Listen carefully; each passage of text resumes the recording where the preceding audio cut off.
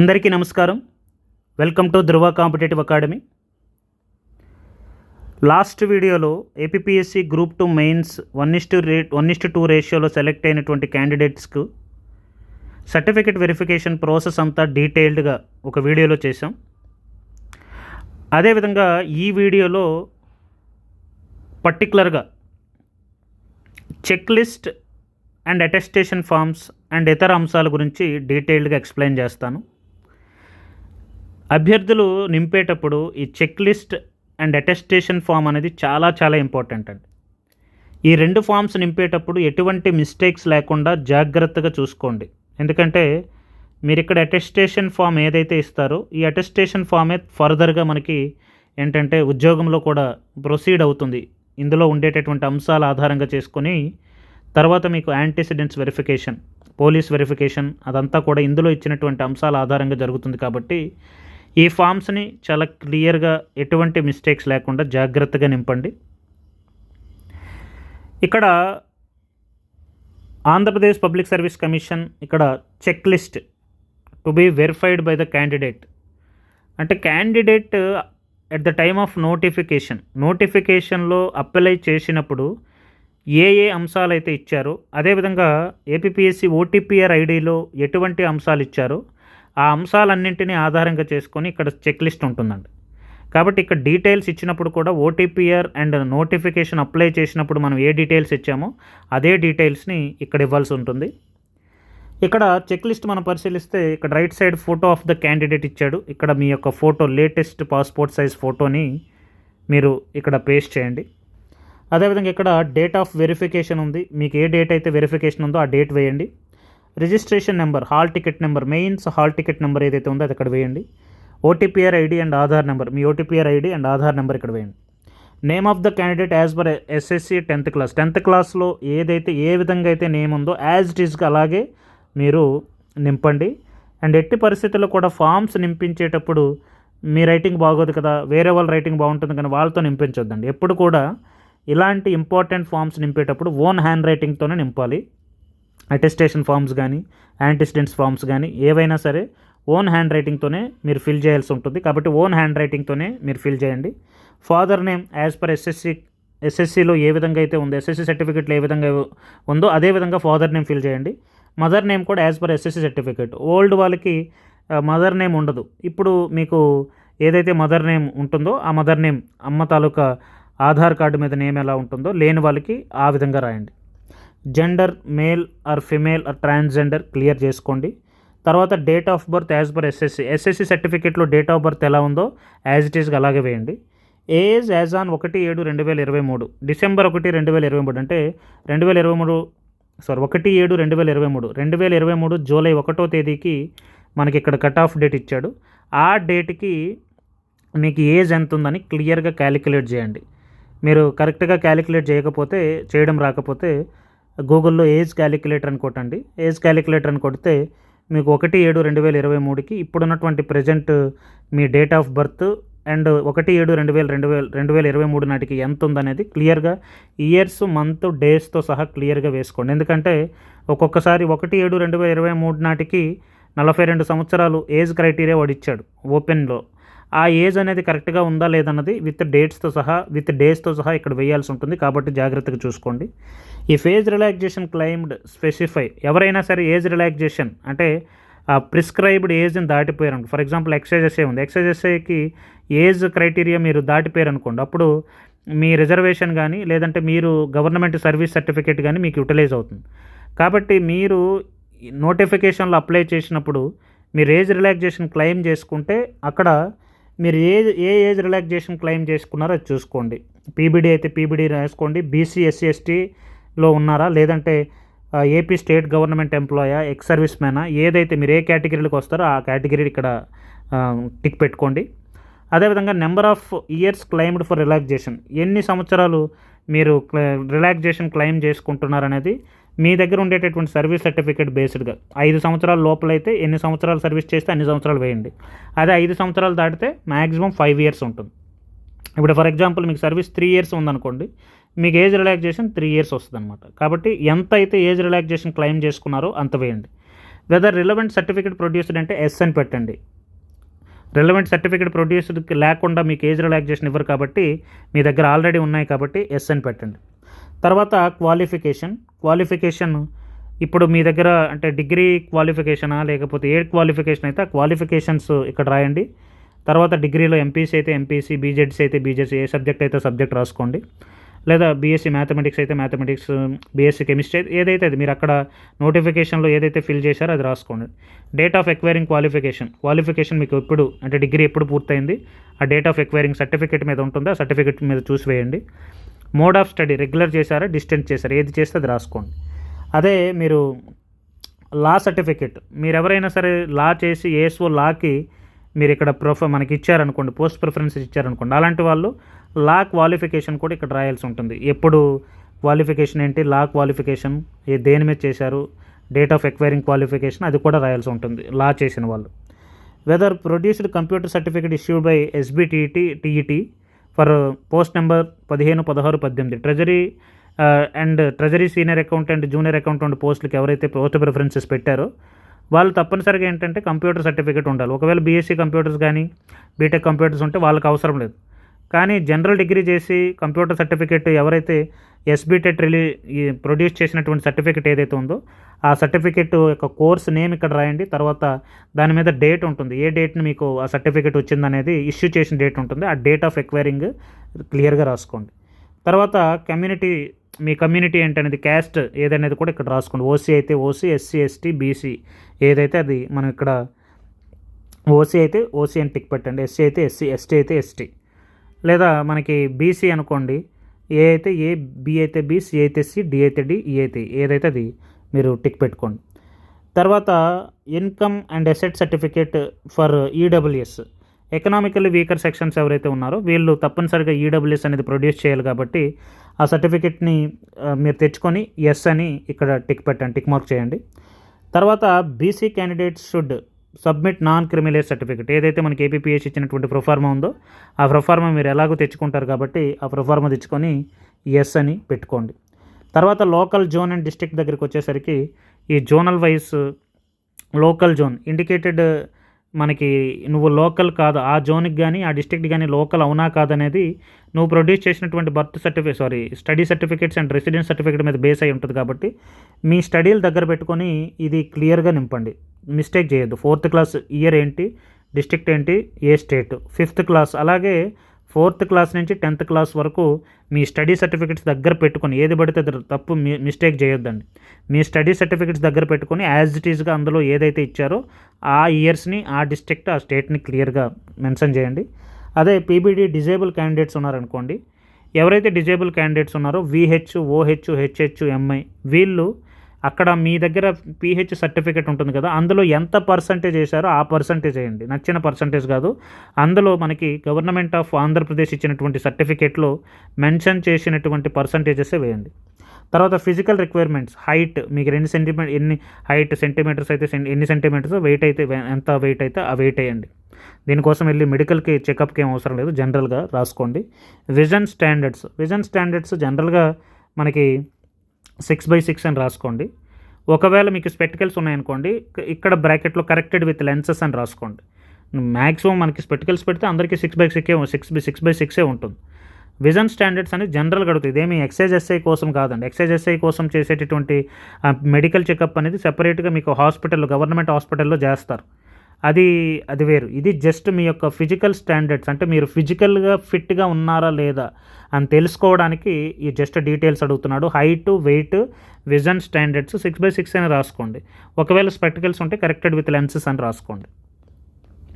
తర్వాత details of employment మనకి మీరు ఆల్రెడీ గవర్నమెంట్ ఉద్యోగి అయితే in case of government employees central కానీ స్టేట్ పిఎస్యూస్ కానీ employees of public autonomous institutions or constitutional bodies ఏదైతే మీరు ఉద్యోగం చేస్తున్నారో గవర్నమెంట్ అథారిటీలో ఎవరైతే ఉద్యోగం చేస్తున్నారో మీ యొక్క డీటెయిల్స్ ఇక్కడ రాయండి. ఈ బ్రాకెట్లో ఎక్కడైతే ఉద్యోగం చేస్తున్నారో ఆ ఉద్యోగం పేరేంటి, ఏం చేస్తున్నారు అనేది అక్కడ క్లియర్గా రాయండి. Others if any claim age relaxation ఇంకా ఏదైనా ఏజ్ రిలాక్సేషన్ మీ దగ్గర క్లెయిమ్ ఉంటే దాని గురించి ఇంకా అదర్ డీటెయిల్స్ ఉంటే రాయండి, లేదంటే ఇది మనకి ఖాళీగా ఉంచేసేయండి. తర్వాత permanent address and address of correspondence తప్పనిసరిగా ఇది మాత్రం జాగ్రత్తగా పెట్టుకోవాలి. ఎందుకంటే రేపు మీకు ఫ్యూచర్ కరెస్పాండెన్స్ అనేది మీ email ID and phone number and మీరు ఇచ్చే అడ్రస్ మీద ఆధారపడి ఉంటుందండి. కాబట్టి ఎట్టి పరిస్థితుల్లో కూడా మీరు ఎప్పుడైతే మీకు పోస్టల్ అంటే ఇప్పుడు మీకు పోస్టల్ ద్వారా ఒక లెటర్ పంపించారనుకోండి, ఆ లెటర్ అనేది మీ దగ్గరికి చేరే విధంగా మీ యొక్క అడ్రస్ అనేది మీరు పెట్టుకోండి. అంటే ఫర్ ఎగ్జాంపుల్ మీరు ఎక్కడో బెంగళూరులోనో ఢిల్లీలో ఉన్నారనుకోండి, అలా కాకుండా మీరు లోకల్లో ఎక్కడైతే మీరు ఏదైతే విలేజ్ ఉంటుందో, ఎప్పుడు ఫ్రీక్వెంట్గా మనకి వచ్చిపోయే విలేజ్ ఉంటుందో ఆ విలేజ్ని, ఆ పర్మనెంట్ అడ్రస్ని మీరు మ్యాక్సిమం పెట్టుకోండి. ఎందుకంటే ఎక్కడో ఉంటారు, ఆ టైంలో మీకు తెచ్చిచ్చే వాళ్ళు కూడా కష్టంగా ఉంటుంది, మీకు తెలియకపోవచ్చు, టైంకి అందకపోవచ్చు. అందుకని తెలిసిన అడ్రస్సు, పోస్టల్ అడ్రస్ మనకి క్లియర్గా మన చేతికి వచ్చే విధంగా ఉండేటటువంటి అడ్రస్నే మీరు ఇవ్వండి. అందుకంటే పర్మనెంట్ అడ్రస్ ఎలాగో మీకు ఆధార్ కార్డు మీద ఏ అడ్రస్ ఉంటుందో అది పర్మనెంట్ అడ్రస్, అది మీరు ఇచ్చుకోండి. అడ్రస్ ఫర్ కరెస్పాండెన్స్ ఇప్పుడు మీకు ఏదైతే మీకు లెటర్స్ కానీ ఏదైనా మనకి అందే విధంగా ఆ అడ్రస్ అనేది క్లియర్గా ఇవ్వండి. చాలా ఇంపార్టెంట్ అండి ఫర్ ఫ్యూచర్ కరెస్పాండెన్స్, ఇవి చాలా చాలా ఇంపార్టెంట్. కాబట్టి permanent address for correspondence and mobile number very very very important అండి. మీరు ఇచ్చేటటువంటి మొబైల్ నెంబరు ఎట్టి పరిస్థితుల్లో కూడా పనిచేసేది అండ్ అవైలబుల్గా ఉండేటటువంటి ఫోన్ నెంబర్ ఇవ్వండి. ఎందుకంటే రేపు ఫ్యూచర్లో కూడా మనకు యాంటీసిడెంట్స్ వెరిఫికేషన్స్ ఇలాంటివి జరిగినప్పుడు మన ఫోన్ నెంబర్ ఒకటి అయిపోయింది అనుకోండి, వాళ్ళు ఇమ్మీడియట్గా ఇన్ఫామ్ చేయడానికి ఏంటంటే కరెస్పాండెన్స్ అనేది ఉండదు. కాబట్టి ఒక మొబైల్ నెంబర్ అనేది ఇక్కడ పెట్టుకోండి. ఒకవేళ వీలైతే సెకండ్ నెంబర్ కూడా రాసుకోండి. దానివల్ల ఏంటంటే మీకు ఇబ్బంది లేకుండా ఉంటుంది. అండ్ మీ ఈమెయిల్ ఐడి ఎప్పుడు మీకు ఫ్రీక్వెంట్గా వాడేటటువంటి ఈమెయిల్ ఐడిని ఇవ్వండి. ఈ 3 permanent address for correspondence, mobile number, email ID అనేది చాలా చాలా ఇంపార్టెంట్. జాగ్రత్తగా చూసుకోండి. తర్వాత మీ ప్లేస్ రాయండి అండ్ డేట్ రాసుకోండి. అంటే at the time of verification date రాయండి. సిగ్నేచర్ ఆఫ్ ద క్యాండిడేట్ ఇక్కడ సిగ్నేచర్ చేయండి. అది కూడా ఏంటంటే సిగ్నేచర్ మీరు ఎప్పుడు నోటిఫికేషన్ స్టార్టింగ్ నుంచి ఓటీపీఆర్ నుంచి తర్వాత మీకు అప్లై చేసినప్పటి నుంచి ఏ సిగ్నేచర్ ఉంటుందో అదే సిగ్నేచర్ మీరు కంటిన్యూ చేయండి. ఒక దగ్గర ఒక్కొక్క సిగ్నేచర్ అనేది ఎప్పుడు కూడా సిగ్నేచర్ మిస్ మ్యాచ్లు అనేవి ఉండకూడదు. జాగ్రత్తగా సిగ్నేచర్ కూడా కరెక్ట్గా పెట్టుకోండి. తర్వాత ఈ కింద కాలమ్స్ అన్నీ ఏంటంటే ఆఫీస్ కరెస్పాండెన్స్ వాళ్ళు నింపుతారు, మనకు అవసరం లేదు. ఇక్కడ కూడా ఒక సిగ్నేచర్ ఆఫ్ ద క్యాండిడేట్ ఉంది. ఇక్కడ కూడా మనకి సిగ్నేచర్ ఆఫ్ ద క్యాండిడేట్ ఇక్కడ మీరు సిగ్నేచర్ పెట్టండి. ఇది మనకి చెక్ లిస్ట్కి సంబంధించినటువంటి కంప్లీట్ డేటా. డీటెయిల్స్ అనేవి ఎప్పుడు కూడా చాలా క్లియర్గా ఉండాలండి. తప్పుడు డీటెయిల్స్ అనేవి ఎట్టి పరిస్థితుల్లో ఇవ్వద్దు, జాగ్రత్తగా నింపండి. తర్వాత next important form, the most important form, attestation form. The candidate should properly fill the attestation form with his or own hand writing. మీ సొంత హ్యాండ్ రైటింగ్తోనే దీన్ని నింపాలి. ఈ అటెస్టేషన్ ఫామ్ చాలా చాలా ఇంపార్టెంట్ అండి. మీరు అటెస్టేషన్ ఫామ్లో నింపినటువంటి పర్టికులర్స్ అనేవి రేపు గవర్నమెంట్ దగ్గర ఉంటాయి, వాళ్ళ డిపార్ట్మెంట్ దగ్గర ఉంటాయి. రేపు ఫ్యూచర్ కరెస్పాండెన్స్ కోసం కూడా ఇందులో నింపినటువంటి ఇదంతా చాలా ఇంపార్టెంట్ అండి. ఎందుకంటే రేపు యాంటీసిడెంట్స్ వెరిఫికేషన్ జరిగినప్పుడు మీరు ఇక్కడ అటెస్టేషన్ ఫామ్లో ఏదైతే మీరు డీటెయిల్స్ ఇచ్చారో ఈ డీటెయిల్స్ ఆధారంగానే మీకు పోలీస్ వెరిఫికేషన్ కానీ లేదంటే ఫర్దర్ వెరిఫికేషన్స్ అనేవి జరుగుతాయి. కాబట్టి అటెస్టేషన్ ఫామ్ అనేది చాలా జాగ్రత్తగా నింపాలి, క్లియర్గా చూసుకోండి. ఇందులో ఇచ్చినటువంటి డీటెయిల్స్ మాత్రం మనకి రేపు ఒక పోలీస్ వెరిఫికేషన్కి వచ్చేటప్పుడు అవైలబుల్గా ఉండేటటువంటి డీటెయిల్స్ అన్నీ క్లియర్గా ఇవ్వండి, చాలా జాగ్రత్తగా. ఇక్కడ రైట్ సైడ్లో latest colour passport size photograph ఇక్కడ ఫిక్స్ చేయండి. ఇక్కడ name of the department and name of the head of the department ఇది మీరు ఫిల్ చేయాల్సిన అవసరం లేదు. తర్వాత name in capital letters only చూసుకోండి క్లియర్గా. Capital letters only. Please indicate if you have added a dropped at any stage. Please indicate if you have added or dropped at any stage any part of your name are surname. ఇక్కడ surname ఏదైతే ఉందో మీకు as per 10th class certificate ఏదైతే ఉందో ఎగ్జాక్ట్గా అది చూసి capital లెటర్స్లో రాయండి. అండ్ నేమ్ కూడా as per 10th class certificate క్లియర్గా రాసుకోండి. తర్వాత ఇక్కడ designation of the candidate with category, appointment by direct recruitment, ex servicemen quota, compassionate ground, enclose supporting certified copies of the document ఇది కూడా మీరు ఫిల్ చేయాల్సినటువంటి అవసరం లేదు. తర్వాత డీటెయిల్స్ ఆఫ్ ద అడ్రస్ మాత్రం క్లియర్గా, present address and permanent address చాలా క్లియర్గా ఫిల్ చేయాలండి. యాంటిసిడెంట్స్ వెరిఫికేషన్లో కూడా సేమ్ ఇలాగే కాలమ్స్ ఉంటాయి. As it is attestation form ఎలా ఉంటుందో రేపు పోలీస్ వెరిఫికేషన్లో కొన్ని డిపార్ట్మెంట్స్కి ఎలా ఉంటుందంటే, ఇక్కడ మీరు ఏపీపీఎస్సీకి ఏవైతే సబ్మిట్ చేశారో ఈ సబ్మిట్ చేసినటువంటి యాంటిసిడెంట్స్ ఫామ్స్ అనేవి డైరెక్ట్ డిపార్ట్మెంట్స్కి పంపిస్తారన్నమాట. ఆ డిపార్ట్మెంట్స్ వీటన్నింటినీ బేస్ చేసుకొని డైరెక్ట్గా మీకు పోలీస్ వెరిఫికేషన్కి పిలిచేస్తారు. లేదంటే కొన్ని డిపార్ట్మెంట్స్లో జనరల్గా ఏంటంటే మనం యాంటిసిడెంట్స్ వెరిఫికేషన్ కోసం సపరేట్గా మనం మళ్ళీ అప్లై చేసుకోవాలి. ఆ 3 సెట్స్ ఉంటాయి. ఆ 3 సెట్స్ నింపేసి మనం డిపార్ట్మెంట్ నుంచి త్రూ డిపార్ట్మెంట్కి ఇస్తే, మనం ఏ డిపార్ట్మెంట్లో ఇస్తున్నామో జాబ్ చేస్తున్నామో మన అడ్మిన్కి ఇస్తే వాళ్ళు వాళ్ళు యాంటిసిడెంట్స్ వెరిఫికేషన్కి పంపిస్తారు.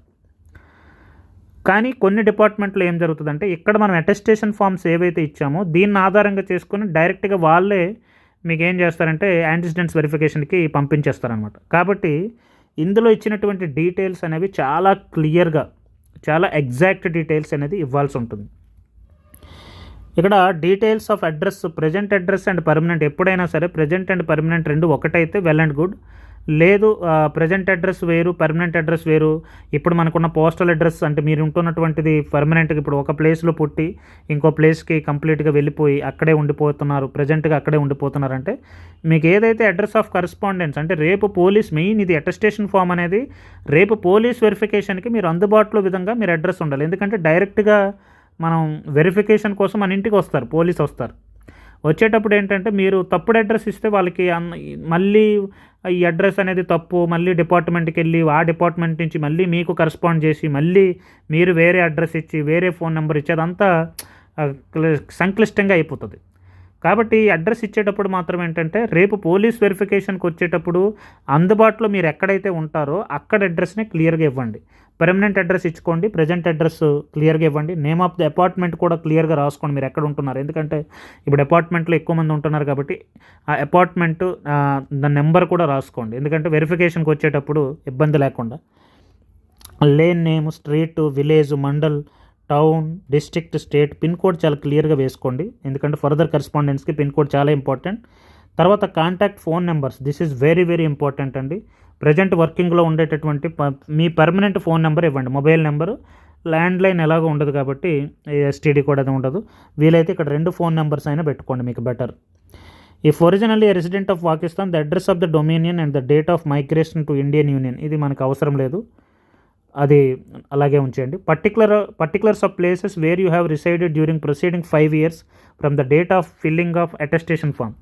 అటెస్టేషన్ ఫామ్ ఫిల్ అయిన లాస్ట్ 5 years, ఇప్పుడు 2025లో చేస్తున్నారు కాబట్టి లాస్ట్ 5 years ఎక్కడున్నారు అంటే 25లో ఎక్కడున్నారు, 24లో ఎక్కడున్నారు, 23లో ఎక్కడున్నారు, 22లో ఎక్కడున్నారు, 21లో ఎక్కడున్నారు, ఇలాగా లాస్ట్ 5 years డేట్ని ఫ్రమ్ మంత్ ఇప్పుడు ఫర్ ఎగ్జాంపుల్ ఇప్పుడు అటెస్టేషన్ ఫామ్ ఏ మంత్లో నింపుతున్నారు, ఏప్రిల్ నింపుతున్నారు. ఏప్రిల్ 2025 నుంచి ఏప్రిల్ 2024 వరకు ఎక్కడున్నారు, లాస్ట్ 5 years కదా. తర్వాత ఏప్రిల్ 2024 నుంచి ఏప్రిల్ 2023 వరకు ఎక్కడున్నారు, అలా కిందకి వెళ్ళండి. కిందకి వెళ్ళి లాస్ట్ 5 years ఎక్కడున్నారు అనేది క్లియర్గా డేటా వేయండి. తర్వాత residential address in full house, apartment, flat number, ఇదంతా అడ్రస్ అంతా క్లియర్గా వాడిచ్చినటువంటి apartment number, street, village, mandal, district ఇదంతా క్లియర్గా నింపుకోండి. అండ్ మీరు ఎక్కడైతే లాస్ట్ 5 years ఎక్కడైతే ఉన్నారో అక్కడ police station and district, for example మీరు శ్రీకాకుళం టౌన్లో ఉన్నారనుకోండి, మీరు ఆ టౌన్ అని మీరు ఉంటున్నటువంటి ఏరియా అనేది ఏ పోలీస్ స్టేషన్కి చెందుతున్నది అది రాసుకోండి. ఫర్ ఎగ్జాంపుల్ నేను రణస్థలంలో ఉన్నాను, రణస్థలం పోలీస్ స్టేషన్ అంటే నేను రణస్థలం మండలంలో రణస్థలం పోలీస్ స్టేషన్ పరిధిలో ఉన్నాను కాబట్టి రణస్థలం అని రాసి శ్రీకాకుళం డిస్ట్రిక్ట్ అని రాస్తాం. అదేవిధంగా మీరు ఏ పరిధిలో ఉన్నారు, ఏ పోలీస్ స్టేషన్ మీరు నివసిస్తున్నటువంటి ఆ ప్రాంతం అనేది ఏ పోలీస్ స్టేషన్ పరిధిలో ఉందనేది రాసుకోండి. ఎందుకంటే రేపు యాంటిసిడెంట్స్ వెరిఫికేషన్కి పిలిచేటప్పుడు ఏంటంటే వాళ్ళకి డైరెక్ట్గా ఇన్ఫర్మేషన్ వెళ్తుంది, వాళ్ళు డైరెక్ట్గా దగ్గర ఉంటారు కాబట్టి వాళ్ళనే మీకు పంపించేటటువంటి అవకాశం ఉంటుంది. కాబట్టి ఈ డేటా అటెస్టేషన్ ఫామ్లో నింపినటువంటి డేటా ఏదైతే ఉందో ఈ డేటాని క్లియర్గా ఎటువంటి తప్పులు లేకుండా జాగ్రత్తగా నింపండి. ఒకవేళ అడ్రస్ సేమ్ అనుకోండి, డీటో పెట్టేసేయండి. ఇప్పుడు రెసిడెన్షియల్ అడ్రస్ లాస్ట్ 5 years ఒకే దగ్గర ఉన్నారనుకోండి, సేమ్ అడ్రస్ పెట్టేసేయండి. మ్యాక్సిమం ఏంటంటే మీరు డిఫరెంట్ ప్లేసెస్లో ఉన్నా సరే ఏదో ఒక అడ్రస్ ఇవ్వడానికి ప్రయత్నించండి. ఒక అడ్రస్ ఉంటే మనకి పెద్ద ప్రాబ్లం ఉండదు. తర్వాత for the father's details, father name as per SSC certificate father name ఎలా ఉందో అది రాసుకోండి. ఫాదర్ ప్రొఫెషన్ ఏం చేస్తున్నారు, ఫాదర్ ఏం చేస్తున్నారు అనేది కూడా ఇక్కడ రాసుకోండి. వాళ్ళ యొక్క వృత్తి రాయండి. If in service give designation and official address. Father సర్వీస్లో ఉంటే, ఏదైనా ఉద్యోగంలో ఉంటే ఆ ఉద్యోగంలో ఉండేటటువంటి ఆయన ఏ డిజిగ్నేషన్, ఫర్ ఎగ్జాంపుల్ మీ ఫాదర్ ఎంపీడీఓగా చేస్తున్నారు అనుకోండి, ఎంపీడీఓ ఎక్కడ చేస్తున్నారు, ఆఫీషియల్ అడ్రస్, ఆయన ఎక్కడ పని చేస్తున్నారో ఆ ఆఫీస్ అడ్రస్ కూడా మీరు ఇక్కడ ఇవ్వండి. తర్వాత ప్రజెంట్ పోస్టల్ అడ్రస్, మన ఫాదర్ ఎక్కడ ఉంటున్నారు ప్రజెంట్, అంటే ఇప్పుడు ఫాదర్ డీటెయిల్స్ కదా, ఇక్కడ మన తల్లిదండ్రుల డీటెయిల్స్ కాబట్టి, ఎందుకంటే మీరు ఎక్కడో ఉంటారు రేపు, ఫర్ ఎగ్జాంపుల్ ఎక్కడో సాఫ్ట్వేర్ ఉద్యోగంలో ఉంటున్నారు, ఈ ఉద్యోగానికి వచ్చారు, మీకు అక్కడ సెలవు ఇవ్వలేదు, రేపు ఏంటంటే వెరిఫికేషన్కి వచ్చేటప్పుడు ఇంటి దగ్గర మీ పేరెంట్స్ ఉంటారు, మీ పేరెంట్స్ దగ్గర మొత్తం డేటా అంతా తీసుకుంటారు. ఇమ్మీడియట్గా మీరు అక్కడ ఉండరు కాబట్టి మీ పేరెంట్స్ దగ్గరకు వచ్చి మీ పేరెంట్స్ దగ్గర మొత్తం డేటా మొత్తం తీసుకుంటారు త్రూ కరెస్పాండెన్స్. కాబట్టి ఫాదర్ యొక్క డీటెయిల్స్ కూడా క్లియర్గా, అంటే వాళ్ళ ఇంట్లోనే, ఫాదర్ ఇంట్లోనే మనం ఉంటాం కాబట్టి సేమ్ అడ్రస్, హౌస్ నెంబర్ ఇవ్వండి, ఇవన్నీ క్లియర్గా ఇవ్వండి. మీ house number as per Aadhaar number ఏదైతే, ఆధార్లో హౌస్ నెంబర్ ఏదైతే అది వినండి, అది ఇవ్వండి. స్ట్రీటు, రోడ్డు, ఆ తర్వాత village, mandal, district, state, pin code. అదేవిధంగా పెర్మనెంట్, మ్యాక్సిమం రెండు కూడా postal address, permanent address maximum ఇంచుమించు ఒకేలా ఉంటాయి. ఒకవేళ మీ పెర్మనెంట్ హౌస్ అడ్రస్ వేరేగా ఉండి, అంటే మీకు ఆధార్ అడ్రస్ వేరేగా ఉండి ఇప్పుడు ప్రజెంట్ అడ్రస్ వేరేగా ఉంటుంటే ప్రజెంట్ అడ్రస్ వేరేగా ఇవ్వండి. పెర్మనెంట్ అడ్రస్ అనేది యాజ్ పర్ ఏంటంటే మీకు ఆధార్ కార్డులో ఏదైతే ఉందో ఆ అడ్రస్ ఇచ్చుకోండి. తర్వాత నేషనాలిటీ అంటే మనం ఇండియాకి అందరూ మన ఫాదర్ మన స్టేటే కాబట్టి father Indian, mother Indian, wife మీకు మ్యారేజ్ అయితే వైఫ్ ఆర్ హస్బెండ్ ఇండియన్ అని పెట్టుకోండి. Place of birth of wife or husband, మీకు మ్యారేజ్ అయితే, ఒకవేళ మ్యారేజ్ అయితే place of birth of wife, మీ యొక్క వైఫ్ ప్లేస్ ఆఫ్ బర్త్ లేదంటే హస్బెండ్ ప్లేస్ ఆఫ్ బర్త్ అనేది కూడా రాసుకోండి. తర్వాత date of birth of applicant, మీరు ఎవరైతే మీరు మీ యొక్క డేట్ ఆఫ్ బర్త్, మీ యొక్క డేట్ ఆఫ్ బర్త్ని యాజ్ పర్ ఎస్ఎస్సి ఏదైతే ఉందో, ఎప్పుడు కూడా మీ ఓన్ డేట్ ఆఫ్ బర్త్ వేయద్దు. ఎస్ఎస్సి సర్టిఫికేట్ ఎప్పుడైనా సరే బర్త్ డేట్ వేసేటప్పుడు మాత్రం చాలా జాగ్రత్తగా, ఒక్కోసారి మన ఒరిజినల్ డేట్ ఆఫ్ బర్త్ ఒకటి ఉంటుంది. ఇప్పుడు ఫర్ ఎగ్జాంపుల్ నేను జూలై 29న పుట్టాను, కానీ సర్టిఫికేట్లో జూలై 21, 1989 అని ఉంది. అంటే 1989 July 21 certificate date of birth, నా original date of birth July 29, 1989. కానీ జనరల్గా మనకు గుర్తుండేది ఏంటంటే ఒరిజినల్ డేట్ ఆఫ్ బర్త్ గుర్తుంటుంది, సర్టిఫికేట్ డేట్ ఆఫ్ బర్త్ ఒకసారి గుర్తుండదు. కాబట్టి ఎప్పుడైనా సరే ఇలాంటి ఫామ్స్ నింపేటప్పుడు మీ దగ్గర సర్టిఫికేట్స్ దగ్గర పెట్టుకొని నింపండి. కాబట్టి తప్పు నింపొద్దు. ఎందుకంటే ఈ డేట్ ఆఫ్ బర్త్ ఆధారంగా చేసుకొని మీకు సర్వీస్ క్యాలిక్యులేషన్ అనేది జరుగుతుంది. అంటే మీ డేట్ ఆఫ్ సర్వీస్ క్యాలిక్యులేషన్, మీ డేట్ ఆఫ్ బర్త్ ఆధారంగా చేసుకొని మీ ఏజ్ క్యాలిక్యులేషన్ అనేది యాజ్ పర్ నోటిఫికేషన్కి ఎంత ఉందనేది క్యాలిక్యులేషన్ జరుగుతుంది. కాబట్టి అది క్లియర్గా చూసుకోండి. తర్వాత ఇప్పుడు ప్రజెంట్ ఏజ్ ఎంత, ఏజ్ అనేది విత్ డేట్, మంత్, ఎన్ని సంవత్సరాలు, ఎన్ని నెలలు, ఎన్ని రోజులు అనేది ఏజ్ క్యాలిక్యులేటర్ యాప్ ఓపెన్ చేసుకొని మీరు క్లియర్గా లెక్క పెట్టుకోండి. ఏజ్ అట్ ఎస్ఎస్సి మెట్రికులేషన్, మీరు 10th క్లాస్ అయ్యేటప్పుడు ఏజ్ అంత, 15 అయితే 15, 16 అయితే 16, డేట్ ఆఫ్ బర్త్ నుంచి 10th క్లాస్కి కరెక్ట్గా లెక్క పెట్టుకుని ఎన్ని సంవత్సరాలు. Place of birth, district, state, మీరు ఎక్కడ పుట్టారు, ఏ ప్లేస్లో పుట్టారు, ఏ జిల్లా అది అండ్ ఏ రాష్ట్రం. తర్వాత district and state which you belong, ఏ జిల్లాకి మీరు సంబంధించినవి. ఇప్పుడు యాక్చువల్గా ఏంటంటే ఇది ఓల్డ్ నోటిఫికేషన్, ఇప్పుడు ఉండేటటువంటి ఓల్డ్ జోనల్ ప్రకారం మీకు జరిగింది కాబట్టి ఓల్డ్ డిస్ట్రిక్టే మీరు వేయండి, న్యూ డిస్ట్రిక్ట్ వేయాల్సిన అవసరం లేదు. ఎందుకంటే ఇక్కడ నోటిఫికేషన్ కూడా ఏంటంటే ఓల్డ్ డిస్ట్రిక్ట్ బేస్డ్గా జరిగింది కాబట్టి ఓల్డ్ డిస్ట్రిక్ట్ నేమ్సే వేయండి, పెద్ద ప్రాబ్లం కాదు. District and state which you belong అని, లేదంటే 2 కాలం రాసుకోండి. ఓల్డ్ డిస్ట్రిక్ట్ అయితే ఓల్డ్ డిస్ట్రిక్ట్ పేరండి, హైపెన్ పెట్టేసి new district and new district రాసుకోండి. 2 రాసినా ప్రాబ్లం లేదు. రిలీజియన్, మీరు ఏ మతానికి చెందిన వాళ్ళు అయితే ఆ మతానికి చెందిన వాళ్ళు. కన్వర్టెడ్ ఉంటారు కొంతమంది, మీ దగ్గర మీరు కన్వర్టెడ్ అయినా సరే మీ దగ్గర రిలీజియన్ మారకపోతే మీ దగ్గర ఏదైతే ఉన్నా, ఇప్పుడు ఫర్ ఎగ్జాంపుల్ కొంతమంది ఉంటారు, వాళ్ళ సర్టిఫికేట్స్లో అంతా హిందూ ఉంటుంది కానీ వాళ్ళు క్రిస్టియన్ కన్వర్ట్ అయి ఉంటారు, కానీ వాళ్ళు హిందూ రాయాలి, క్రిస్టియన్ అని రాయకూడదు. ఈ రిలీజియన్ ఒరిజినల్గా మీకు ఏంటంటే సర్టిఫికేట్స్లో కానీ వాటిలో కానీ ఏ డేటా ఉందో ఆ డేటానే రాయండి. ఆర్ ఈ member of scheduled caste, scheduled tribe, backward classes, ఏదైతే ఎస్టీ అయితే ఎస్టీ పెట్టండి, ఎస్సీ అయితే ఎస్సీ, ఎస్టీ అయితే ఎస్టీ, బీసీ అయితే బీసీ. ఒకవేళ బీసీ అయ్యన్నారు అనుకోండి, మీ ఏ అయితే ఏ, బి అయితే బి, సి అయితే సి, అది రాసుకోండి. తర్వాత next educational qualifications showing places of education with years in schools and colleges since 15th year of the age. Please enclose certified copies of study certificates and indicate whether study is regular or distance or correspondence. ఈ table చాలా చాలా important అండి. ఎందుకంటే రేపు యాంటిస్టెన్స్ వెరిఫికేషన్కి వచ్చేటప్పుడు మీరు ఇక్కడైతే ఏ స్టడీ సర్టిఫికేట్స్ అయితే ప్రొడ్యూస్ చేశారో, ఏ కాలేజ్ సర్టిఫికేట్స్ అయితే ప్రొడ్యూస్ చేశారో ఆ ప్రతి స్కూల్కి ప్రతి కాలేజ్కి వెళ్తారండి, చెక్ చేస్తారు మీరు నిజంగా అక్కడ చదివారో లేదు, మీ రికార్డ్ అనేది క్లియర్గా చెక్ చేస్తారు. కాబట్టి మీరు ఇక్కడ తప్పుడు ఇన్ఫర్మేషన్ అనేది ఇవ్వకూడదు. కాబట్టి క్లియర్ ఇన్ఫర్మేషన్ ఇవ్వండి. ఎస్ఎస్సి ఎక్కడ 10th క్లాస్ ఎక్కడ చదివారు, name of the school, college name of the school అది క్లియర్గా, ఆ స్కూల్ పేరు, అది ఏ విలేజ్లో ఉంది, ఏ మండలంలో ఉంది, డిస్ట్రిక్ట్ సిటీ క్లియర్గా రాయండి. డేట్ ఆఫ్ ఎంటరింగ్ మీరు స్టడీ సర్టిఫికేట్ దగ్గర పెట్టుకోండి, ఏ సంవత్సరం నుంచి ఏ సంవత్సరం మధ్యలో ఉందనేది క్లియర్గా రాసుకోండి.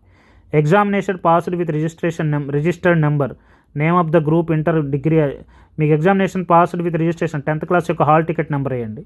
తర్వాత మీరు ఏ స్కూల్ అయితే చదివారో ఆ స్కూల్కి ఏ పోలీస్ స్టేషన్ పరిధిలోకి వస్తుందో, ఏ జిల్లా పరిధిలోకి వస్తుందో అది రాయండి.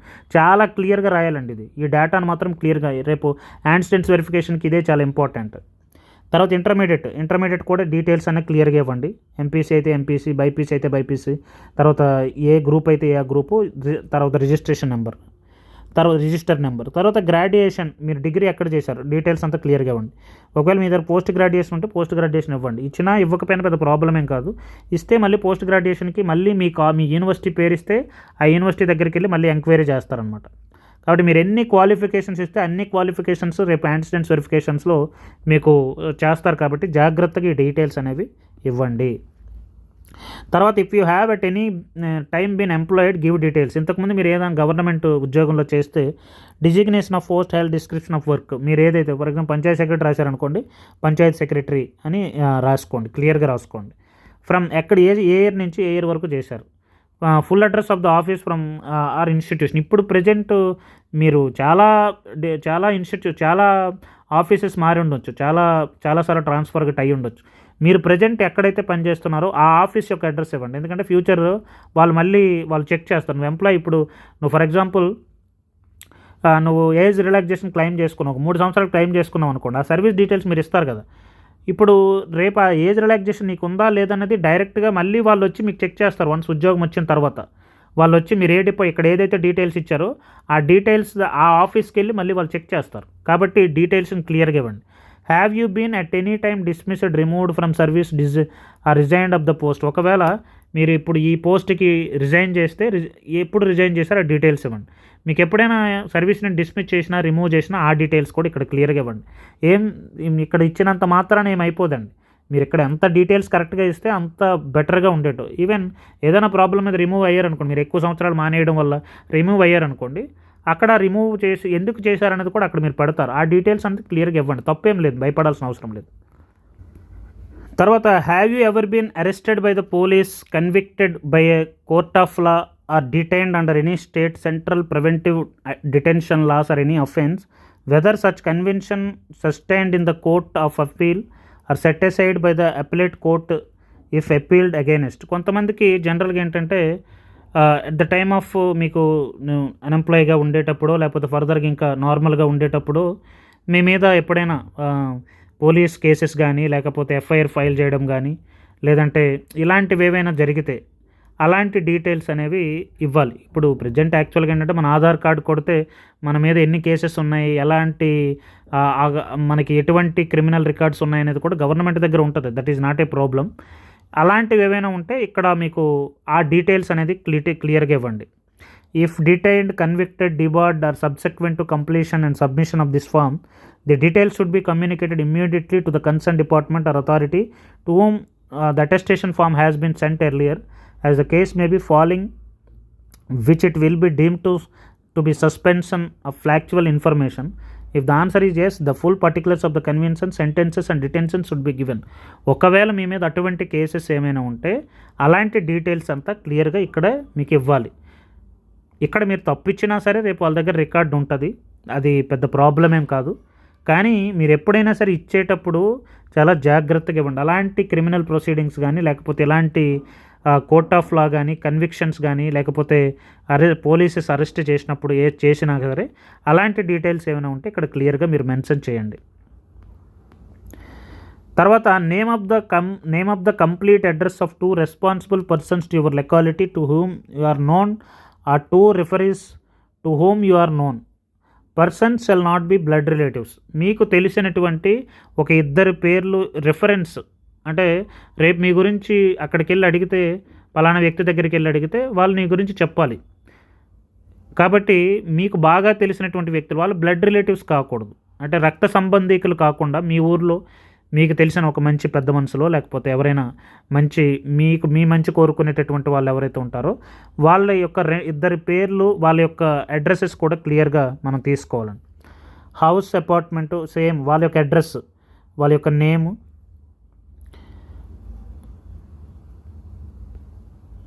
నేమ్స్ కూడా రాసుకోండి ఇక్కడ. తర్వాత వాళ్ళ యొక్క అడ్రసెస్ని అంతా సేమ్ క్లియర్గా మీ అడ్రస్ ఎలా ఇచ్చారో వాళ్ళ యొక్క అడ్రసెస్ని కూడా క్లియర్గా ఇక్కడ మెన్షన్ చేయండి. తర్వాత have you ever been a member or worker of any political party or communal organisation or youth, student, service, labour or if so furnish details. ఇప్పుడు ఏమైనా మీరు యూత్ సర్వీసెస్లో కానీ, ఎన్జీఓస్లో కానీ, లేదంటే కమిటీస్లో కానీ ఎక్కడైనా పనిచేసి ఉంటే ఆ పొలిటికల్ పార్టీస్లో కానీ ఆ యొక్క డీటెయిల్స్ అనేవి ఇవ్వండి. ఇచ్చినా పర్లేదు, మీ దగ్గర ఉంటే ఇవ్వండి, లేదంటే లేదు, that is not a problem. తర్వాత declaration should be signed by the candidate. ఇదంతా డిక్లరేషన్లు ఇచ్చినటువంటి డేటా అంతటిని కరెక్టే, ఈ డేటాకి అంతటికి నేనే బాధ్యుడిని, ఇక్కడ ఇచ్చేటటువంటి సమాచారం అంతటికి నేనే బాధ్యుడిని అని చెప్తూ ఒక డిక్లరేషన్ ఇవ్వాలి. ఆ డిక్లరేషన్ మీద కింద సైన్ చేసుకోండి. I hereby declare that the statements made in this form are true. ఇవన్నీ కూడా నాకు తెలిసి నిజం, ఇవన్నీ నిజమే. I'm married, unmarried and I have only 1 wife living. ఇది మీకు అవసరం లేకపోతే మ్యారీడ్ అయితే మ్యారీడ్ పెట్టండి, అక్కడ అన్మ్యారీడ్ అయితే unmarried. I'm fully aware of the furnishing of false information or suppression of any factual information in the attestation form would be a disqualification and is likely to render me unfit to the employment under government. ఇందులో ఇచ్చినటువంటి details అనేవి తప్పు అని తేలితే దాని నుంచి నాకు dismiss చేస్తారనేది కూడా నాకు తెలిసే నేను కరెక్ట్ ఇన్ఫర్మేషన్ ఇచ్చానని మీరు ఏం చేస్తున్నారంటే declaration ఇస్తున్నారనమాట. I am also fully aware that if it comes to notice at any time during my service that false information has been furnished, that there has been suppression of actual information in the attestation form, my service will be liable to terminated solely in this ground. ఇప్పుడు ఏదైనా for example మీరు ఒక certificate fake చేశారనుకోండి, ఇప్పుడు తెలియలేదు అనుకోండి, రేపు in ఫ్యూచర్లో మీకు అది సర్టిఫికెట్ ఫేక్ అని తేలింది అనుకోండి, అప్పుడు మీ యొక్క ఉద్యోగాన్ని తీసేస్తారు. అది నాకు తెలిసే నేను ఈ ఇన్ఫర్మేషన్ అంతా కూడా చాలా క్లియర్గా, చాలా జాగ్రత్తగా ఇచ్చాను, ఇందులో ఎటువంటి మిస్టేక్స్ లేవని ఒక డిక్లరేషన్ అనేది మీరు ఇస్తున్నారు. ఇక్కడ మీ సైన్ చేయాలన్నమాట. డేట్ అండ్ ప్లేస్ని మీరు ఇక్కడ క్లియర్గా మెన్షన్ చేసుకోండి. ఇది మనకి కంప్లీట్ అటెస్టేషన్ డీటెయిల్స్ అండి. ఈ అటెస్టేషన్ ఫామ్ని ఎందుకు నేను ఇంత క్లియర్గా చెప్తున్నానంటే దిస్ ఈజ్ ఫర్ ఫ్యూచర్గా మనకి చాలా యూటిలైజ్ అవుతుంది. కాబట్టి అటెస్టేషన్ ఫామ్ జాగ్రత్తగా నింపండి. తర్వాత మనకి సర్వీస్ సర్టిఫికేట్ ఎవరైతే ఏజ్ మనకి ఇక్కడ ఎక్స్ట్రా మనకి కావాల్సింది ఏంటంటే సర్వీస్ సర్టిఫికేట్ ఎవరైతే ఏజ్ రిలాక్సేషన్ని క్లెయిమ్ చేసుకున్నారో మీరు తప్పనిసరిగా సర్వీస్ సర్టిఫికేట్ ప్రొడ్యూస్ చేయండి. ఎక్కువగా ఎక్కడ ప్రాబ్లం వస్తుందంటే ఎక్సైజ్ ఎస్ఐ ఏజ్ తక్కువ, కాబట్టి ఎక్సైజ్ ఎస్ఐకి చాలామంది ఏజ్ సరిపోదు. ఈ సర్వీస్ సర్టిఫికేట్ ఇస్తే మీకు ఏంటంటే మీ కమ్యూనిటీ మీద కొంత ఏజ్ వస్తుంది, తర్వాత మీ సర్వీస్ మీద కూడా కొంత ఏజ్ క్లెయిమ్ అవుతుంది. కాబట్టి సర్వీస్ సర్టిఫికేట్ తప్పనిసరిగా ప్రొడ్యూస్ చేయండి. ఎవరైతే ఈ క్లెయిమ్ ఆఫ్ ఏజ్ రిలాక్సేషన్కి మీరు అందులో ఎస్ అని పెట్టారో వీళ్ళందరూ సర్వీస్ సర్టిఫికేట్ ప్రొడ్యూస్ చేయండి. తర్వాత government employees NOC no objection certificate మీ దగ్గర ఇప్పుడు మీరు ఏ డిపార్ట్మెంట్లో అయితే పనిచేస్తున్నారో సర్టిఫికేట్ వెరిఫికేషన్కి వెళ్ళడానికి నాకు ఎటువంటి అభ్యంతరం లేదు అని ఎన్ఓసి అనేది మీరు తీసుకుంటే చాలా బెటర్ అండి. చాలామంది ఎన్ఓసి తీసుకోవాల్సిన అవసరం ఏముందని అడుగుతున్నారు. కానీ ఇప్పుడు ఎన్ఓసి తీసుకుంటే ఫర్దర్గా ఇప్పుడు జనరల్గా ఏంటంటే ఇది ఒక ప్రొసీజర్ అండి. మీరు ఇప్పుడు అప్లై చేసినప్పుడు గవర్నమెంట్ మీ దగ్గర డిపార్ట్మెంట్ దగ్గర నుంచి పర్మిషన్ తీసుకుంటారు. ఎందుకు పర్మిషన్ తీసుకుంటారు? రేపు ఎప్పుడైనా సరే ఆ డేట్ మీకు పలానా డేట్లో ఫర్ ఎగ్జాంపుల్ ఆదివారం కాకుండా సోమవారం ఎగ్జామ్ పడింది అనుకోండి, ఆ రోజు మీకు వర్కింగ్ డే అనుకోండి, నేను ఇగోండి పలానా నాకు గ్రూప్ 2 ఎగ్జామ్ ఉంది, నాకు సెలవు కావాలి అనేటప్పుడు మీరు నా దగ్గర గ్రూప్ 2 ఎగ్జామ్కి పెట్టినప్పుడు నా దగ్గర మీరు ఎక్కడ పర్మిషన్ తీసుకున్నారు, మీకు ఎందుకు నేను లీవ్ ఇవ్వాలని అడగొచ్చు. లేదంటే నేను ఆల్రెడీ పర్మిషన్ పెట్టుకున్నాను కావాలంటే చూడండి. ఇదంతా గవర్నమెంట్ ప్రొసీడింగ్స్ అండి. ఎన్ఓసి ఉండాలా అంటే ఉండాలంటే వాళ్ళు లేకపోతే మిమ్మల్ని ఏం డిస్క్వాలిఫై చేయరు. కానీ ఇప్పుడు మీరు అప్లై చేసినప్పుడు గవర్నమెంట్ దగ్గర నుంచి, మీ డిపార్ట్మెంట్ దగ్గర నుంచి పర్మిషన్ ఎప్పుడైతే తీసుకున్నారో, తర్వాత నెక్స్ట్ లెవెల్ ఇప్పుడు సర్టిఫికేట్ వెరిఫికేషన్ టైంలో నేను సర్టిఫికేట్ వెరిఫికేషన్కి వెళ్తున్నాను, నాకు పర్మిషన్ ఇవ్వండి అనడానికి మీకు నాకు ఎటువంటి అబ్జెక్షన్ లేదని వాడు పెడతాడు. ఎందుకు అబ్జెక్షన్ లేదని పెడతాడు? మీరు ఆల్రెడీ అప్లై చేసినప్పుడు నా దగ్గర మీరు పర్మిషన్ తీసుకున్నారు కాబట్టి ఇప్పుడు సర్టిఫికేట్ వెరిఫికేషన్కి వెళ్ళడానికి నాకు ఎటువంటి అభ్యంతరం లేదని వాళ్ళు ఇమ్మీడియట్గా మీకు ఇస్తారు, ఎన్ఓసి ఇస్తారు. తర్వాత మీకు రేపు జాబ్లో జాయిన్ అయినప్పుడు ఏంటంటే నో డ్యూ సర్టిఫికేట్ కావాలి. నో డ్యూ సర్టిఫికేట్ అంటే ఇప్పుడు మీరు గతంలో ఆల్రెడీ ఒక ఉద్యోగంలో చేశారు కాబట్టి ఆ ఉద్యోగంలో ఫర్ ఎగ్జాంపుల్ మీరు ఒక పంచాయత్ సెక్రటరీగా పనిచేశారనుకో, మీకు గవర్నమెంట్ చాలా పరికరాలు ఇస్తుంది. ఒక ట్యాబ్ అనో, లేకపోతే ఒక కంప్యూటర్ అనో, లేకపోతే ఇంకేదో పరికరాలు మీకు చేతికి అప్పచెప్తుంది. అప్పచెప్పేటప్పుడు మీరు తిరిగి ఆ డిపార్ట్మెంట్ నుంచి వేరే డిపార్ట్మెంట్కి వెళ్ళేటప్పుడు అవన్నీ తిరిగి వాళ్ళకి అప్పచెప్పాలి. అప్పచెప్పినప్పుడు ఏంటంటే వాళ్ళు నో డ్యూ, నీకు ఈ ఆఫీస్తో మీకు ఎటువంటి డ్యూస్ లేవు, ఎటువంటి ఈ ఆఫీస్ నుంచి ఎటువంటి మీకు డ్యూస్ లేవని వాళ్ళు ఒక సర్టిఫికేట్ మీకు ప్రొడ్యూస్ చేస్తారు. అంటే ఈ విధంగా ఏంటంటే పాత చేసేటటువంటి డిపార్ట్మెంట్ నుంచి మీకు ఎటువంటి ప్రాబ్లం ఉండకుండా ఈ ప్రాసెస్ అనేది జనరల్గా జరుగుతుందండి. కాబట్టి ఎన్ఓసి కానీ లేకపోతే ఏంటది అప్లై చేయడానికి పర్మిషన్ ఫామ్ కానీ లేకపోతే నో డ్యూ సర్టిఫికేట్స్ కానీ ఇవన్నీ కూడా ఏంటంటే ఒక ప్రాసెస్లో జరుగుతాయి. ముందు మీరు అప్లై చేయడానికి పర్మిషన్ తీసుకున్నారనుకోండి, ఆటోమేటిక్గా సర్టిఫికేట్ వెరిఫికేషన్కి వెళ్ళడానికి ఎన్ఓసి ఇస్తాడు. రేపు మీరు వేరే జాబ్కి వెళ్ళేటప్పుడు నో డ్యూ సర్టిఫికేట్ కూడా ఈ రెండింటిని బేస్ చేసుకొని వాళ్ళు నో డ్యూ సర్టిఫికేట్ కూడా మీరు క్లియర్గా ఎటువంటి ఇబ్బంది లేకుండా ఇవ్వడం జరుగుతుంది. కాబట్టి ఎన్ఓసి లేకపోతే నన్ను సర్టిఫికేట్ వెరిఫికేషన్ నుంచి డిస్క్వాలిఫై చేస్తారేమో, అది పెద్ద ఇదేం కాదు. ఎన్ఓసి అనేది అందుకే వాడు అడగడు, కానీ ఒక గవర్నమెంట్ ఎంప్లాయీగా అది నీ బాధ్యత ఫర్దర్గా నీకు ఎటువంటి ఇబ్బంది లేకుండా ఉండడానికి. కాబట్టి మీకు వీలైతే టైం ఉంటే ఎన్ఓసి తీసుకోండి, నో అబ్జెక్షన్ సర్టిఫికేట్ తీసుకుంటే మీకు ఇంకా better. This is my suggestion. ఎందుకంటే నేను 12 సంవత్సరాలుగా గవర్నమెంట్ సర్వీస్లో ఉన్నాను. 2014 నుంచి నేను పంచాయత్ సెక్రటరీ చేశాను, గ్రూప్ 2 ఎంప్లాయీగా చేస్తున్నాను. ఈ 12 సంవత్సరాల సర్వీస్ నాకు తెలుసు. నేను ఎన్నో లీవ్స్ పెట్టాను, ఎంతో లీవ్ ఉంది నాకు. తర్వాత మనం చేసే ప్రతిదీ ఆన్ పేపర్ ఉందనుకోండి, మీకు రేపు ఫర్దర్గా ఒక ఉద్యోగం నుంచి ఇంకో ఉద్యోగానికి మారేటప్పుడు ఈ సర్వీసు రికార్డు ఒక ఉద్యోగం నుంచి నెక్స్ట్ ఉద్యోగానికి ట్రాన్స్ఫార్మ్ కానీ ఇవన్నీ చాలా క్లియర్గా జరుగుతుంది. కాబట్టి సర్వీస్లో ఉండేటప్పుడు ఏదైతే నువ్వు బాధ్యతలు పాటించాలో అది చేయడం అనేది నీ మినిమం బాధ్యత. కాబట్టి ఎన్ఓసి మీరు తప్పనిసరిగా ఇప్పుడు తీసుకోండి. దానివల్ల తీసుకోకపోతే ఏమి ఇబ్బంది ఉండదు, వాడు అడగడు. జనరల్గా సర్టిఫికేట్ వెరిఫికేషన్ టైంలో అడగడు, కానీ ఎన్ఓసి తీసుకోవడం అనేది నీ బాధ్యత. నీ బాధ్యతగా తీసుకోండి అని నేను చెప్తున్నాను. ఇది మనకి సర్వీస్ సర్టిఫికేట్, ఎన్ఓసి సర్టిఫికేట్ గురించి. తర్వాత excise SI physical fitness certificate గురించి మనకి ఇప్పుడు at the time of verification excise SI physical fitness అడగడు. జనరల్ లాస్ట్ టైం మేము వెళ్ళేటప్పుడు కూడా excise SI physical fitness certificate అడగలేదు వాడు. కానీ excise SI physical fitness certificate ఎప్పుడు అడుగుతాడంటే, రేపు మీరు సర్టిఫికేట్ వెరిఫికేషన్కి వెళ్ళిన రోజు మీకు ఎక్సైజ్ ఎస్ఐకి మెడికల్కి వెళ్తున్నారా లేదా అనే యాక్సెప్టెన్స్ కోసం ఒక లెటర్ని వాడు తీసుకుంటాడు ఆ రోజు. ఆ లెటర్ని మన ఫోటో అండ్ మన సిగ్నేచర్తో ఒక లెటర్ తీసుకుంటాడు. ఆ లెటర్ ఎవరైతే ప్రొడ్యూస్ చేశారో వాళ్ళకి మళ్ళీ మెడికల్కి పిలుస్తాడు. ఆ మెడికల్ టైంలో మనకి excise SI physical fitness certificate అనేది మనకు అవసరం అవుతుంది. కాబట్టి అది కూడా ఒక సర్టిఫికేట్ తీసుకొని ఉంచండి. ఎందుకంటే ఈ సర్టిఫికేట్ వెరిఫికేషన్ అయిపోయిన వెంటనే మనకి మే 20తోనే ఎప్పుడో సర్టిఫికేట్ వెరిఫికేషన్ అయిపోయి 2022తో ఆ తర్వాత వెంటనే మనకి ఎక్సైజ్ ఎస్ఐ తాలూకా ఏంటంటే ఫిజికల్ ఫిట్నెస్ ఉంటుంది. ఫిజికల్ ఫిట్నెస్ అండ్ మెడికల్ ఉంటుంది. ఆ మెడికల్ టైంలోనైనా సరే మీరు సబ్మిట్ చేయాలి. కాబట్టి నేను గ్రూపులో మన సిపిటి గ్రూపులో 2016 మనకి ఎక్సైజ్ ఎస్ఐ ఫిజికల్ ఫిట్నెస్ ఏదైతే ఉందో దాన్ని మళ్ళీ ఆ నోటిఫికేషన్ నెంబర్ అదంతా మార్చి ఎడిట్ చేయించేసి మళ్ళీ excise SI physical fitness forms నేను అందులో పెట్టాను. అది మీరు జిరాక్స్ తీసుకొని civil assistant surgeon or medical ఆఫీసర్తో సంతకం చేయించి పెట్టుకోండి. ఎందుకంటే రేపు ఫ్యూచర్లోనైనా సరే, రేపు ఉద్యోగంలో జాయిన్ అయినప్పుడైనా సరే ఫిజికల్ ఫిట్నెస్ సర్టిఫికేట్ అని తప్పనిసరిగా ప్రొడ్యూస్ చేయాలి. వితౌట్ ఫిజికల్ ఫిట్నెస్ సర్టిఫికేట్ మీరు మిమ్మల్ని తీసుకోరు. ఎట్టి పరిస్థితుల్లో మీరు వన్స్ డిపార్ట్మెంట్లో వెరిఫికేషన్ అయినప్పుడు మీరు తప్పనిసరిగా ఫిజికల్ ఫిట్నెస్ అనేది సబ్మిట్ చేయాలి. అప్పుడైనా సబ్మిట్ చేయాలి. కాబట్టి మీ దగ్గర ఆ ప్రొఫార్మా తీసుకోండి, టైం ఉంటే తీసుకోండి, లేదనుకుంటే at the time of excise SI medical టైంలో కూడా మీరు చూసుకోవచ్చు. ఇప్పుడు ఎక్సైజ్ ఎస్ఐ మెడికల్ దగ్గరకు వచ్చేసరికి ఎక్సైజ్ ఎస్ఐ మెడికల్లో మనకి నోటిఫికేషన్లో ఎక్సైజ్ ఎస్ఐకి ఎంత హైట్ ఉండాలి, ఎంత వెయిట్ ఉండాలి, విజన్ స్టాండర్డ్స్ ఎలా ఉండాలి, హియరింగ్ స్టాండర్డ్స్ ఎలా ఉండాలి అనేది క్లియర్గా మొత్తం అంతా అక్కడ ఏంటంటే మనకి ఆ నోటిఫికేషన్లు ఇచ్చాడు, అది క్లియర్గా చూసుకోండి. కానీ ఎక్కువగా ప్రాబ్లం వచ్చేది ఏంటంటే విజన్ దగ్గరే ప్రాబ్లం వస్తుంది. అంటే కంటి చూపు జనరల్గా ఏంటంటే వాడు అడిగింది 6/6 అడిగాడండి. 6/6 అడిగేటప్పుడు ఇప్పుడు మనం స్పెటికల్స్ పెట్టుకున్నాం అనుకోండి, మనకి -4 ఉన్నా సరే, -4 ఉందనుకోండి, -4 ఉండేటప్పుడు స్పెటికల్స్ పెట్టుకుంటే అది కరెక్టెడ్ విత్ ఆన్సర్ 6/6 వచ్చేస్తుంది. కాబట్టి వాడు వెరిఫై చేసేటప్పుడు వితౌట్ స్పెటికల్సే చూస్తాడు, విత్ స్పెటికల్స్ చూడండి. ఆ వితౌట్ స్పెటికల్స్ వాళ్ళు ఏదైతే విజన్ బోర్డు ఉందో ఆ విజన్ బోర్డులో మనకి డిఫరెంట్ లైన్స్ ఉంటాయి. పెద్ద అక్షరాలు ఉంటాయి, తర్వాత దానికంటే చిన్న అక్షరాలు ఉంటాయి, దానికంటే చిన్న అక్షరాలు ఇలా ఉంటాయి, ఇంకా దానికంటే చిన్న అక్షరాలు ఉంటాయి. 6/6 నియర్ విజన్ అంటే ఏంటంటే లాస్ట్ లైన్ ఏదైతే ఉందో చిన్న అక్షరాలు ఏవైతే ఉన్నాయో వాటిని కూడా మీరు స్పష్టంగా చదవగలగాలి. అలా చదవగలిగితే దాన్ని 6/6 అంటారు, 6/6 నియర్ విజన్ అంటారు.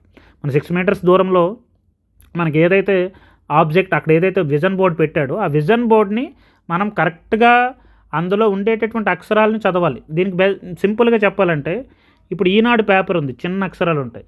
ఆ ఈనాడు పేపర్ని వితౌట్ స్పెటికల్స్ తీసేసి ఈనాడు పేపర్ని మీరు స్పష్టంగా చదవగలుగుతున్నారు లేదని ఒకసారి చెక్ చేసుకోండి. ఈనాడు పేపర్ని మీరు స్పష్టంగా చదవగలుగుతున్నారంటే మీకు ఎక్సైజ్ మెడికల్ మీకు ఏంటది విజన్ టెస్ట్ పాస్ అయిపోయినట్టే. మీకు సైట్ ఉందనుకోండి, సైట్ ఉండేటప్పుడు ఏంటంటే ఈ పైన ఉండేటటువంటి 2 లైన్లు మనకు కనిపిస్తాయి.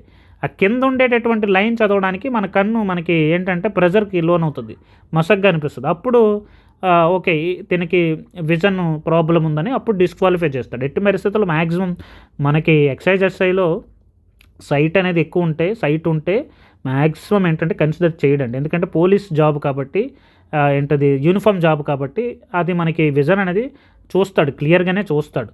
కాబట్టి కొంచెం జాగ్రత్తగా అది మీరు ఏంటంటే మీకు అది స్టాండర్డ్స్ అనేవి క్లియర్గా ఉన్నాయో లేదో చూసుకోండి. ఒకవేళ మీరు మెడికల్ టెస్ట్కి వెళ్ళి మెడికల్ టెస్ట్ ఫెయిల్ అయినా సరే ఏం ఇబ్బంది లేదు. తర్వాత టెస్ట్లో మీరు తర్వాత మెడికల్ ఎక్సైజ్ ఎస్ఏ తర్వాత ఆప్షన్స్లో మీరు ఏదైతే ప్రియారిటీ పెట్టారో అదే మీకు ఇస్తాడు. కాబట్టి భయపడాల్సినటువంటి అవసరం ఏదీ లేదండి. కాబట్టి సర్టిఫికేట్ వెరిఫికేషన్లో కూడా కొంతమంది ఓడీని సబ్మిట్ చేయలేకపోవచ్చు టైంకి, మీకు టైం ఇస్తారు. తర్వాత నేను సబ్మిట్ చేస్తానన్నా సరే వాళ్ళు టైం ఇస్తారండి. ఎక్కడ కూడా మీకు డిస్క్వాలిఫై చేసేయడం అలా ఏమి ఉండదు. మీ దగ్గర సర్టిఫికేట్ ఉంది, టైంకి ప్రొడ్యూస్ చేయలేకపోయారు, మీరు రిక్వెస్ట్ చేస్తే మీకు మళ్ళీ ఎక్స్ట్రా టైం అనేది మీకు ఇవ్వడం జరుగుతుంది. కాబట్టి ఒకవేళ సర్టిఫికేట్ ఆ టైంకి ఇది అవ్వకపోతే ఇది అవ్వదేమో, లేకపోతే ఏపీపీఎస్ ఇచ్చినటువంటి స్టాండర్డ్ ప్రొఫార్మాలోనే మనం ఇవ్వాలి, నేను వేరే స్టడీ సర్టిఫికేట్ వేరే ప్రొఫార్మాలు ఇచ్చానని డిస్క్వాలిఫై చేస్తారేమో, అలా ఏమి ఉండదండి. ప్రొఫార్మా ఏదైనా నువ్వు ఇచ్చే డీటెయిల్స్ కరెక్ట్ కాబట్టి వాళ్ళు నేను ఎక్కడ కూడా డిస్క్వాలిఫై చెయ్యరు. నీ డీటెయిల్స్ అనేది పక్కాగా ఉంటే అది ప్రొఫార్మా ఎలా ఉన్నా సరే మీకు ఎటువంటి ప్రాబ్లం ఉండదండి. ఇది మనకి టోటల్ సర్టిఫికేట్ వెరిఫికేషన్కి సంబంధించినటువంటి డీటెయిల్స్. ఇంకా ఏమైనా ఉంటే నేను ఇక్కడ కింద మన టెలిగ్రామ్ గ్రూప్ ఇస్తాను, ఆ టెలిగ్రామ్ గ్రూప్లో మీరు జాయిన్ అవ్వండి. అట్ ద సేమ్ టైం మీకు వాట్సాప్ సిపిటి నేను సపరేట్గా మన స్టూడెంట్స్ అండ్ బయట వాళ్ళతో కలిపి ఒక సిపిటి గ్రూపు నేను క్రియేట్ చేశాను. 550 మెంబర్స్ ఉన్నారు అందులో. అది యూటిలైజ్ చేసుకోండి. అందులో నేను కంప్లీట్గా సిపిటికి సంబంధించింది కానీ లేకపోతే అన్నింటికి సంబంధించినటువంటి డీటెయిల్స్ ఎప్పటికప్పుడు నేను మెన్షన్ చేస్తూ ఉంటాను. ఏ డౌట్స్ ఉన్నా సరే నేను వాట్సాప్ నెంబర్ ఇస్తాను, వాట్సాప్ నెంబర్కి నాకు మెసేజ్ చేయండి. కొన్ని హండ్రెడ్స్ ఆఫ్ స్టూడెంట్స్తో, సెలెక్టెడ్ క్యాండిడేట్స్తో నేను మాట్లాడాను. I have complete information, complete data నా దగ్గర ఉంది కాబట్టి నేను మీకు బెటర్ సజెషనే నేను డెఫినెట్లీ చేస్తాను. Thank you so much.